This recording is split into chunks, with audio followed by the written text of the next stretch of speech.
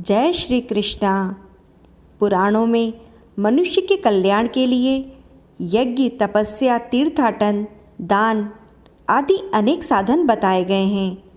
उनमें से एक साधन है व्रत उपवास, जिसकी बड़ी महिमा पुराणों में बताई गई है।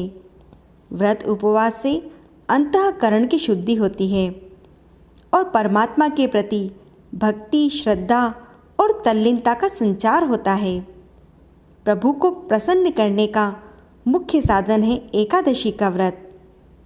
एकादशी की व्रत और इसकी कथाओं के अनुसार इंद्रियों का नियमन अर्थात संयम करना होता है, इसीलिए इसे नियम कहते हैं।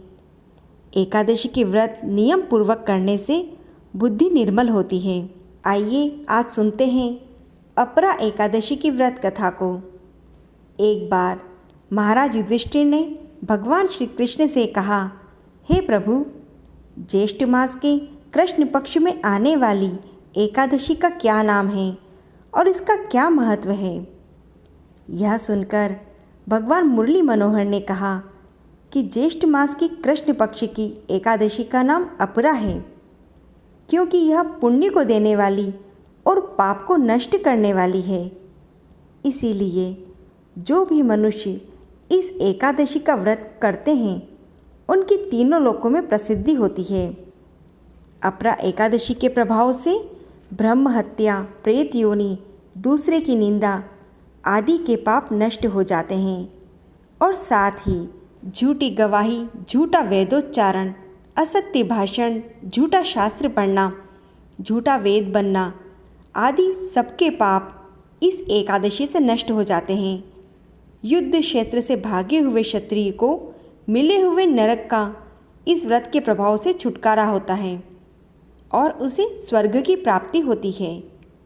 जो फल कार्तिक पूर्णिमा को तीनों पुष्कर में स्नान करने से, मकर के सूर्य में, माघ में प्रयाग स्नान करने से, काशी में शिवरात्रि को व्रत करने से, गया में पिंडदान करने से, बृहस्पति युक्त सिंह राशि में गोमती नदी में स्नान करने से, कुंभ में श्री केदारनाथ जी के दर्शन करने से, बद्री का आश्रम में रहने से, सूर्य ग्रहण में कुरुक्षेत्र में स्नान व घोड़ा, हाथी, स्वर्ण दान करने से जो फल मिलता है, वही फल ज्येष्ठ मास के कृष्ण पक्ष में होने वाली अपरा एकादशी के विधि पूर्वक व्रत करने से ही मिल जाता है।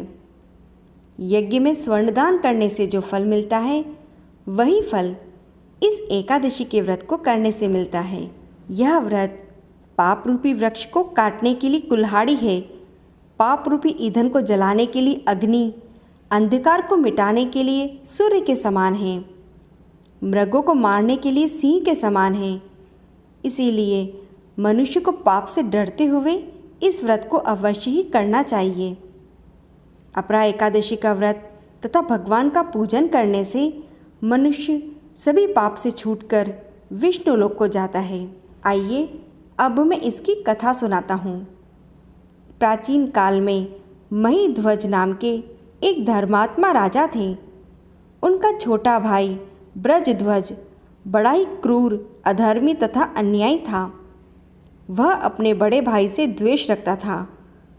उस पापी ने एक दिन रात्रि में अपने बड़े भाई की हत्या करके उसकी देह को एक जंगली पीपल के नीचे गाड़ दिया। इस अकाल मृत्यु से राजा प्रेतात्मा के रूप में उसी पीपल पर रहने लगे और अनेक प्रकार के उत्पात करने लगे। एक दिन अचानक धौम्य ऋषि वहाँ से गुजरे।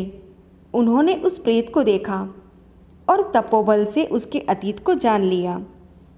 अपने तपोबल से प्रेत के उत्पात का कारण समझा।